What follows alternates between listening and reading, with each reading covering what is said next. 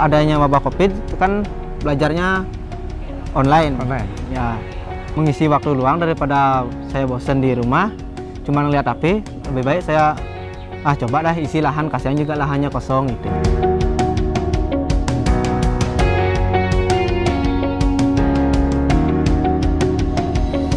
Assalamualaikum warahmatullahi wabarakatuh, sahabat petani semua.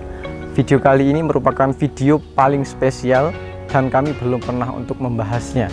Kami sampai datang ke Pulau Dewata, kemudian membahas hal yang sama sekali belum pernah kita bahas untuk menjawab tantangan mengenai urban farming atau pertanian skala rumahan dengan media polybag. Statusnya adalah masih seorang siswa yang baru duduk di kelas 2 SMA. Video lengkapnya setelah yang satu ini.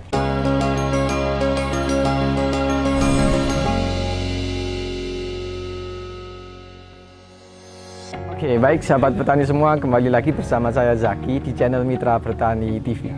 Seperti yang telah saya jelaskan di awal tadi, pada kesempatan kali ini kita akan belajar mengenai budidaya tanaman cabai menggunakan polybag.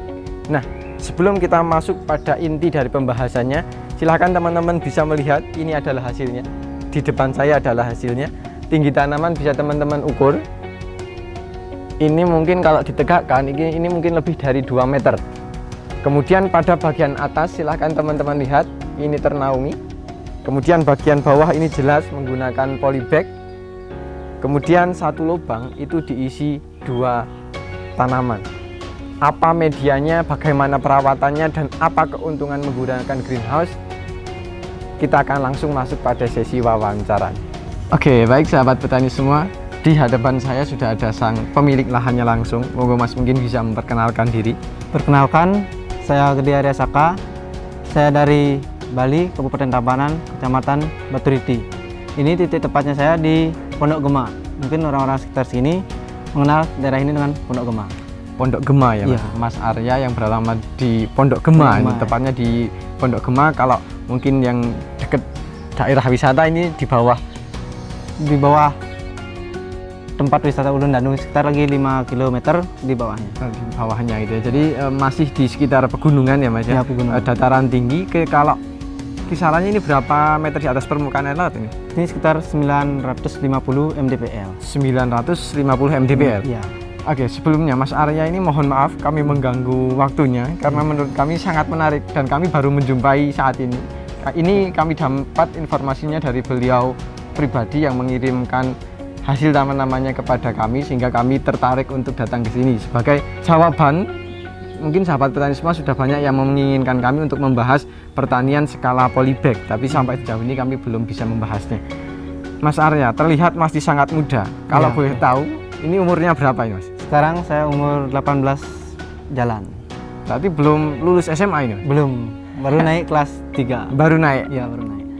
Sebelum masuk ke tanaman Mas Arya, latar belakang kok mau jadi petani itu gimana ini ceritanya Mas? Sebenarnya orang tua saya kan petani. Setelah itu semenjak adanya wabah COVID, jadi harga sayur-sayuran di Bali, sayur maupun tanaman buah atau sayur itu menurun.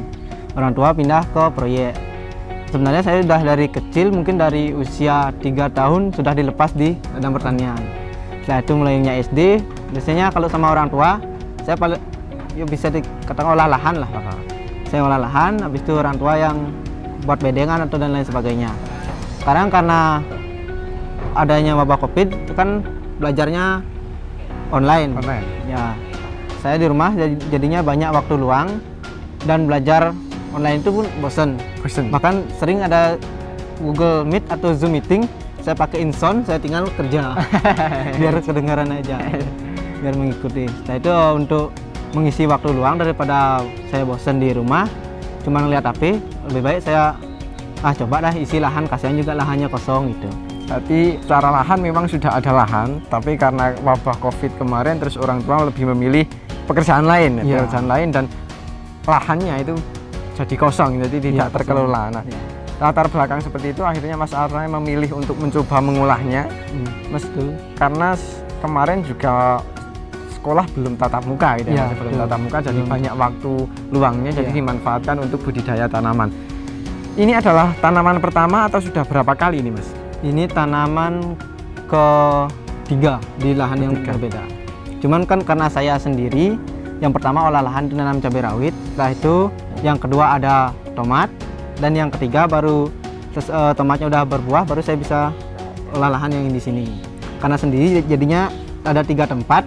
Yang satu yang pertama udah di depan rumah, yang ini di sini, setelah itu yang tomatnya di lahan yang di bawah. Berarti ini adalah tanaman yang ketiga yang jenengan hasilkan. Kemudian kalau untuk dari segi hasil Mas, dari penanaman yang pertama, kedua, dan ketiga, ada perkembangan atau gimana, lika-likunya seperti apa ini? Untuk tanaman pertama mungkin saya masih banyak menjumpai kendala. Yang pertama itu mungkin hasilnya bisa dikatakan 50% lah, karena pemula, itu pun ngerawatnya sendiri. Orang tua saya memang petani, cuman kita bertemunya di rumah itu ya pagi jam 7 sudah orang tua sudah kerja, saya di rumah. Setelah itu orang tua balik jam 5 atau jam 6, itu pun udah lelah, capek. Belum lagi saya sekitar jam 5 itu saya sering kegiatan olahraga keluar. Jadi memang fokusnya sendiri ya, sendiri. Jadi kendala dijumpai beberapa kendala. Yang pertama karena memang keterbatasan dalam merawat, karena memang sendiri. Kendala yang dijumpai pada katanya tadi mengatakan bahwa sekitar 50% kalau tingkat keberhasilan. Itu didominasi kegagalan oleh apa itu? Yang pertama itu saya belum mengetahui, karena lahan yang pertama itu saya menanam cabai rawit itu tanpa mulsa, jarak tanam terlalu dekat. Setelah itu terserang patek dan lalat buah, itu menyerang. Jadi yang pertama karena jarak tanamnya terlalu rapat sehingga kelembaban meningkat. Karena kelembaban itu jadi antraknosnya menjadi tinggi, kemudian di bawah juga tidak memakai mulsa, kemudian lalat buah. Nah kemudian kalau di tanaman yang kedua Mas? Di tanaman yang kedua itu saya menanam tomat, itu sudah tomat juga pertama memang saya terjun ke tomat itu mencoba. Setelah itu dari pupuk memang saya aplikasikan hampir sama dengan yang di cabai rawit. Untuk tomatnya hasilnya udah bagus itu. Pertama kali nanam tomat, tapi sempat juga seri-seri sama petani di sini, mereka bilang itu sudah sangat bagus. Untuk hasilnya sekitar 2.200 tanaman per sekali panen, itu kita keluar sekitar 250 kilo. Berarti bukan totalnya, tapi per sekali panen itu sekitar 250 kilo. Kalau ada hitung-hitungannya rinci atau belum terbukukan kalau itu? Kalau hitungan rincinya belum, cuman yang sempat saya panen pertama, itu panen kedua, panen ketiga, sampai panen kelima yang saya hitung, itu segitu rata-rata. Kalau boleh kira-kira, itu per tanaman kira-kira produktivitasnya berapa itu? Sekitar mungkin ada 4-5 kilo per tanaman. 4-5 kilo per tanaman untuk petani pemula. Dan baru sekali itu menanam tomat. Dan ini adalah seorang anak yang masih belum punya KTP ya? Udah. baru jadi. Jadi kalau kemarin belum. Jadi untuk anak yang masih duduk di bangku sekolah, tepatnya masih kelas 2 SMA ini baru naik, kemarin sudah bisa menghasilkan tanaman tomat dengan jerih payahnya sendiri. Karena memang merawat dari awal sampai akhir sendiri ya Mas ya? Sendiri itu produktivitasnya bisa menyentuh angka 4-5 kilo per tanaman. Nah ini adalah tanaman yang ketiga, untuk hasilnya tidak diragukan lagi. Oke, itu untuk sejarah, ini adalah tanaman yang ketiga ya Mas ya? Untuk hasil budidayanya sudah dijelaskan seperti yang tadi, ini adalah tanaman yang ketiga yang dikelola sendiri. Yang sangat menarik Mas Arya, ini adalah lahan pertama yang saya jumpai, yaitu di dalam greenhouse. Kenapa memanfaatkan greenhouse? Sebetulnya dengan menggunakan greenhouse ini, yang pertama biaya perawatan kita menjadi lebih mudah, karena untuk biaya insek, fungi itu bisa dikatakan sangat minim. Dan juga untuk untuk tingkat kelembaban kita sudah bisa dikatakan tidak terlalu lembab, tidak seperti di outdoor. Apa ini ada pengalaman awalnya itu dulu outdoor, terus karena cuaca mungkin terlalu ekstrim, terus tercetus setelah untuk membuat greenhouse, atau seperti apa ini Mas caranya? Memang di daerah sini kan untuk curah hujan itu sangat tinggi. Pada awalnya orang tua saya berinisiatif membuat greenhouse. Yang awalnya membuat greenhouse cuma seluas 10 are, itu pakai percobaan, dan hasilnya betul-betul maksimal, jadi kita memperluas lagi. Ini adalah salah satu greenhouse yang mungkin pembuatan terakhir di 2018 ini dibangun. Kalau menurut pertimbangan Mas Arya, tentunya melihat dari apa yang dialami oleh orang tua jenengan, untuk greenhouse ini sebenarnya ini dihitung mahal atau tidak kalau sampai nilai akhirnya ini? Kalau menurut saya ini greenhouse ini sangat murah, karena ya memang ya di awal namanya kita membangun untuk investasi jangka panjang. Membangun ya lumayan harganya itu di awal. Cuma setelah kita menanam, itu tanaman hasilnya lebih bagus, produksi lebih maksimal. Jadinya untuk biaya perawatan juga nggak sangat mahal. Cuman ini saya nanam sekitar 1.200 tanaman, cuman habis modal 1 juta. 1 juta itu udah maksimal, udah sampai panen. Udah sampai panen.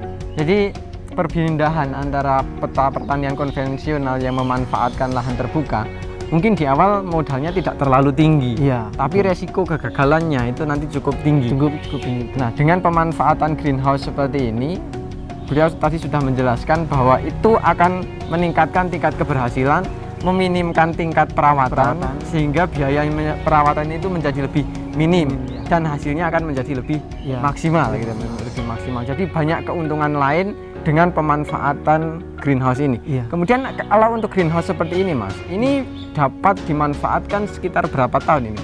Untuk greenhouse-nya cuman kita perawatannya itu cuman ganti plastik, mungkin sama ganti screen yang di pinggir. Kalau udah screen-nya agak rapuh, itu kan bahaya juga sama tanaman. Seandainya screen-nya jebol, hama bisa masuk. Kalau untuk plastik biasanya 5-7 tahun itu kita ganti plastik atapnya di atas pakai plastik UV. Yang di samping screen kemungkinan 3 atau 4 tahun sekali.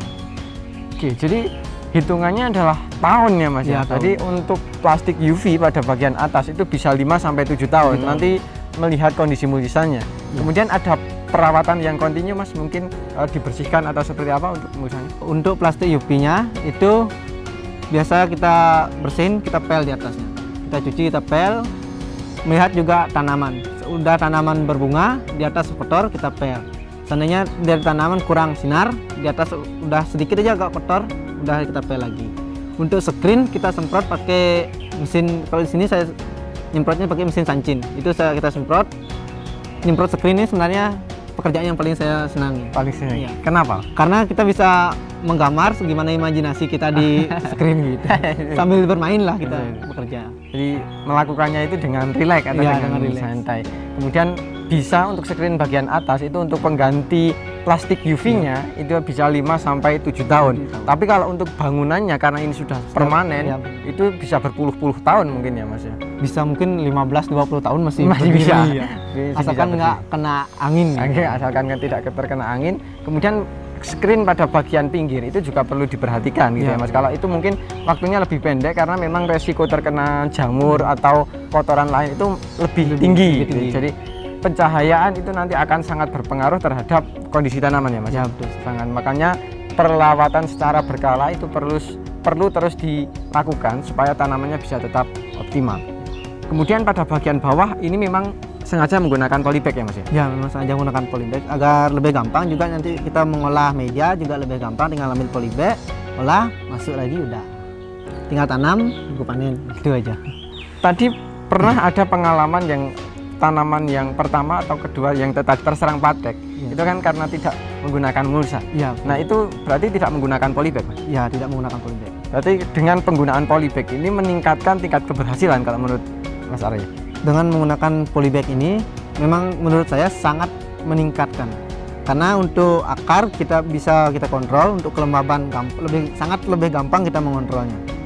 Untuk media juga nggak terlalu banyak membutuhkan media.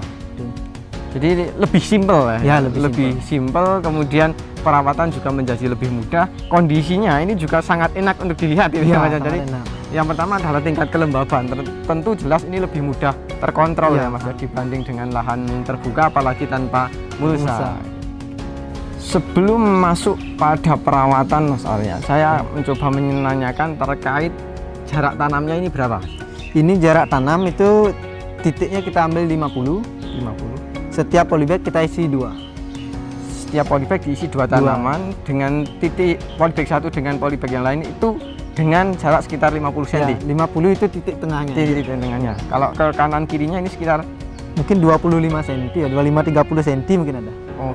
Kemudian kalau untuk ukuran polybagnya untuk tanaman cabai sendiri ini kisaran berapa kali berapa ini Mas? Ini kita menggunakan polybag sekitar tingginya itu 25, yang untuk diameternya yang pakai 30. 30 berarti 25 kali 30. Iya. Dan itu sudah cukup efektif untuk budidaya tanaman cabai sayur ini. Sudah sangat efektif. Sudah efektif itu ya. Sudah Tidak perlu menambahkan ukuran, tapi dengan ukuran segitu insya Allah sudah efektif. Sudah efektif. Oke sahabat petani semua, mungkin itu ya pembahasan mengenai budidaya tanaman cabai yang ditanam oleh seorang petani yang sangat-sangat milenial. Hasilnya sangat memuaskan.